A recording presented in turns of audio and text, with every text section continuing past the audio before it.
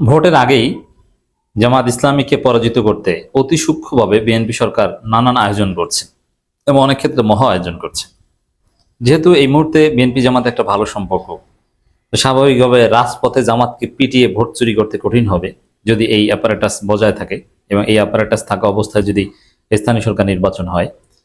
এজন্যে অতি সূক্ষ্মভাবে জামাতকে কিভাবে পরাজিত করতে হয়, জামাতকে কিভাবে হাতে হারিকেন ধরিয়ে দিতে হয়, এরকম একটা উপায় খুঁজছে বিএনপি সরকার এবং সেদিকে এগোচ্ছে। এই বিষয়গুলো আমরা জামাতকে সতর্ক করছি, জামাতকে রিয়ালাইজ করতে হবে, এগুলো বুঝে শুনে প্রতিবাদ করতে হবে, ঠেকিয়ে দিতে হবে, বিএনপির চেষ্টাকে নস্যাৎ করে দিতে হবে।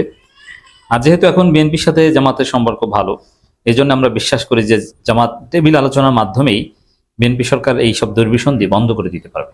কি সেই দুর্বিসন্ধি? যে ভোটের আগে জামাতকে পরাজিত করতে চায়। দর্শক, খবর, কোনো শিক্ষক নির্বাচন করতে চাইলে আগে সরকারি চাকরি আগে চাকরি ছাড়তে হবে। এটা ওই স্কুল কলেজ মাদ্রাসা শিক্ষার্থীদের ক্ষেত্রে, শিক্ষকদের ক্ষেত্রে বলছে।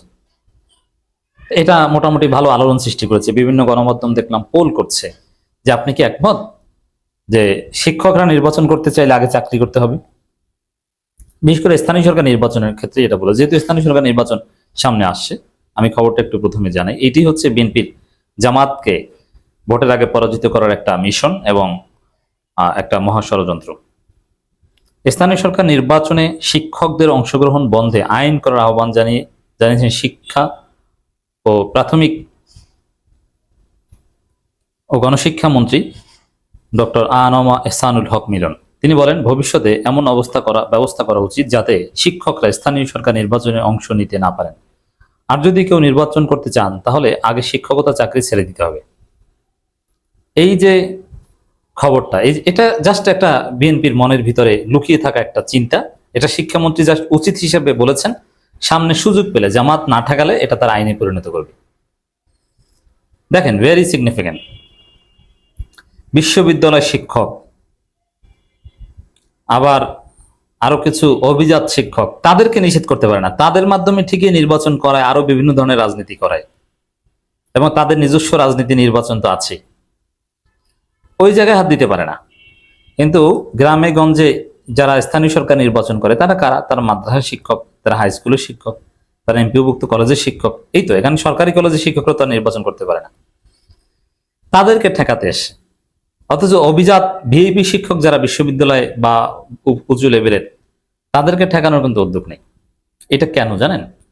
ইটস ভেরি সিম্পল, এটা জামাত ঠেকাও। কারণ জামাত ইসলামীতে যারা আসছে স্থানীয় সরকার নির্বাচনে চেয়ারম্যান হবেন এবং কেউ না কেউ মেম্বার হবেন, উপজেলা চেয়ারম্যান হবেন, উপজেলা ভাইস চেয়ারম্যান হবেন, মহিলা ভাইস চেয়ারম্যান হবেন, এমনকি সিটি কর্পোরেশনের মেয়র হবেন কিংবা কাউন্সিলর হবেন।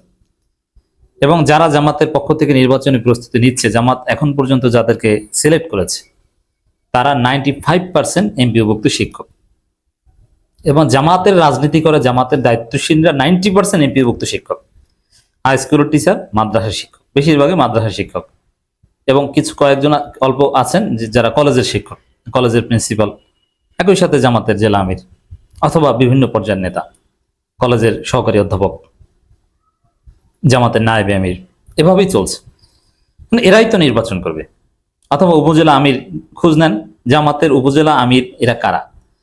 95%-এর ঊর্ধ্বে জামাত ইসলামের উপজেলা আমির, এমনকি ইউনিয়ন আমির, উপজেলা নেতৃবৃন্দ, তারা মাদ্রাসা শিক্ষক, কলেজ শিক্ষক, স্কুল শিক্ষক, এমপিওভুক্ত শিক্ষক, যাদেরকে নির্বাচন করতে পারবে না বলে শিক্ষামন্ত্রী অভিব্যক্তি ব্যক্ত করেছেন। তাহলে কি দাঁড়ালো? এবং জামাত এবং গ্রামে জামাত নেতা হিসেবে সবচেয়ে যোগ্য, গ্রহণযোগ্য এরা কারা এবং কারা নির্বাচিত হওয়ার সম্ভাবনা রাখেন? এরা হচ্ছে শিক্ষক।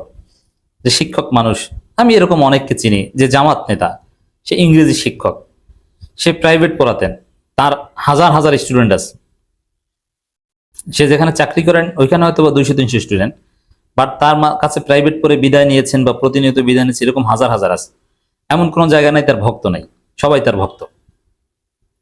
এবং শিক্ষকরা গ্রামের সবচাইতে আদর্শবান, হয়তোবা তাদের টাকা পয়সা থাকে না, উন্নত বিলাসী জীবন বা বেশি দান খয়রাত করতে পারে না ব্যক্তিগতভাবে, কিন্তু গ্রামের সবচাইতে সৎ, যোগ্য, ভদ্র মানুষ হিসেবে পরিচিত শিক্ষকরা, বেশি করে এমপিওভুক্ত শিক্ষকরা। গ্রামে তো সরকারি শিক্ষক বা এরকম, আর একটু সরকারি একটু ভাব বেশি বেতন হলে সে আবার গ্রামে মিশে না, সে আবার শহরে থাকে। 40 কিলোমিটার, 50 কিলোমিটার, 60 কিলোমিটার সফর করে শহর থেকে এসে গ্রামে সরকারি স্কুলে শিক্ষকতা করে, কিন্তু সে গ্রামে থাকে না, কিন্তু গ্রামের মানুষের সাথে মিশে মানুষের সুখ দুঃখে পাশে থাকে। এবং গ্রামে সবচেয়ে গ্রহণযোগ্য কারা? এমপিভুক্ত শিক্ষকরা, এবং তারাই জামাত নেতা। অন্তে দেখেন বিএনপি নেতা কারা, দেখবেন যে বিএনপিতে খুব কম এমপিভুক্ত শিক্ষক বিএনপি নেতা, এটা খুব কম। বিএনপি নেতার বেশিরভাগই কোনো পেশা নাই, তার পরিচয় হচ্ছে সে বিএনপি নেতা, সে চাঁদাবাজি করে, টেন্ডারবাজি করে, আর কিছু কিছু জায়গায় আইনজীবী আছে দুই একজন, এগুলো কম, এটা জামাতেও আছে। আইনজীবী আর কতজন? তো শিক্ষকরা রাজনীতি করেন, পদ পদবি আছে, নির্বাচন করতে পারেন, এই সংখ্যাটা জামাত ইসলামীতে বেশি। আজকে জামাত ইসলামীর সেন্ট্রাল লিডারশিপের দিকে তাকান, যেমন আগে গোলাম আজম মাস্টার ছিলেন, এরপরে এখন এই যে মুজিবুর রহমান, অধ্যাপক মুজিবুর রহমান, তিনি বেসরকারি কলেজ, অধ্যাপক না আসলে বলা হয়, তিনি শিক্ষক ছিলেন, কলেজের টিচার ছিলেন, ইংরেজি শিক্ষক সম্ভবত। গোলাম পরোয়ার কলেজের টিচার ছিলেন, লেকচারার বা সহকারী অধ্যাপক, সম্ভবত সহকারী অধ্যাপক হননি গোলাম পরোয়ার, লেকচারার ছিলেন, অল্প কিছুদিন শিক্ষকতা করেছেন। তো জামাতের সাবেক আমির, বর্তমান সেক্রেটারি জেনারেল, নায়েবে আমির, অ্যাসিস্ট্যান্ট সেক্রেটারি, অনেকেই শিক্ষক ছিলেন। এরপরে জামাতে এমপিদের দিকে তাকান, অনেক এমপি আছে যে বেসরকারি কলেজের শিক্ষক, এমনকি স্কুল টিচাররাও এমপি হয়েছে, এরকম আছে, স্কুলের টিচার এমপি হয়েছে জামাতের। কেউ কেউ আছেন যে একদম নন এমপিও ভুক্ত ট্রাস্টের প্রতিষ্ঠান, ওই যে আল ফারুক একাডেমি বা এই টাইপের কিছু প্রতিষ্ঠান আছে, ওইগুলোতে মাস্টারি করে, শিক্ষকতা করে, সে জামাতের এমপি হয়েছেন। এর মানে জামাতের মূল রিসোর্স হচ্ছে শিক্ষক। এই জায়গাটা তো বিএনপি জানে, কারণ শিক্ষকরা যদি নির্বাচনে অংশগ্রহণ করতে না পারে, তাদেরকে যদি নির্বাচনে অংশগ্রহণ করা নিষিদ্ধ করা হয়, স্থানীয় সরকার নির্বাচনে জামাত প্রার্থী দিতে পারবে না। শিক্ষকদের বাদ দিলে যেসব নেতা থাকে প্রার্থী হওয়ার মতো, তারা কিছুতেই যোগ্য প্রার্থী না জামাতের রাজনীতিতে।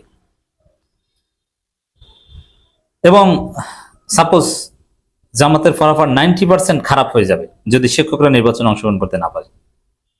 এটা জেনেই বিএনপি নির্বাচনে শিক্ষকদের অংশগ্রহণ ঠেকাতে চাচ্ছে, যে জামাতকে ভোটের আগেই তো পরাজিত করে দেওয়া যায়, জামাতের তো প্রার্থী থাকবে না, যোগ্য প্রার্থী থাকবে না, জামাতের যে প্রার্থী যোগ্য সে তো নির্বাচনই করতে পারবে না। আর চাকরি ছেড়ে কেউ নির্বাচন করে, এটা তো জামাতও বলবে না যে চাকরি ছেড়ে দাও তারপর নির্বাচন করো, এটা যৌক্তিক না। কারণ নির্বাচনে জিতবে কিনা তার গ্যারান্টি নেই, আর জিতলেও তো 5 বছর, চাকরি তো আজীবন, অনেক বিষয় আছে। তো এটা কত বড় ষড়যন্ত্র জামাতের বিরুদ্ধে, এটা জামাতকে রিয়ালাইজ করতে হবে, উপলব্ধি করতে হবে। জামাতকে অ্যাট এনি কস্ট এই ধরনের সিদ্ধান্ত ঠেকিয়ে দিতে চেষ্টা করতে হবে। এখন বলবেন যে এটা তো জামাতের স্বার্থে পুরো আলোচনা করলাম, কিন্তু যৌক্তিক অযৌক্তিক? অবশ্যই এটাই যৌক্তিক যে শিক্ষকরা নির্বাচনে অংশগ্রহণ করতে পারবে, কেন পারবে না? শিক্ষকরা সবচেয়ে ভালো মানুষ, সৎ মানুষ, তারা শিক্ষকতার পাশাপাশি তারাই নেতৃত্বে আসবে। তা আসবে কি টেন্ডারবাজরা? শিক্ষকরা আসলে সমস্যাটা কি? আপনি শিক্ষা প্রতিষ্ঠানের ভিতরে রাজনীতি নিষিদ্ধ করেন, কিন্তু শিক্ষকরা জনপ্রতিনিধি হবে বা নির্দলীয়, যেটা দলীয় প্রতীকে নির্বাচন না, সেখানে অংশগ্রহণ করবে, শিক্ষকরা তো সবচেয়ে বেশি উপযুক্ত।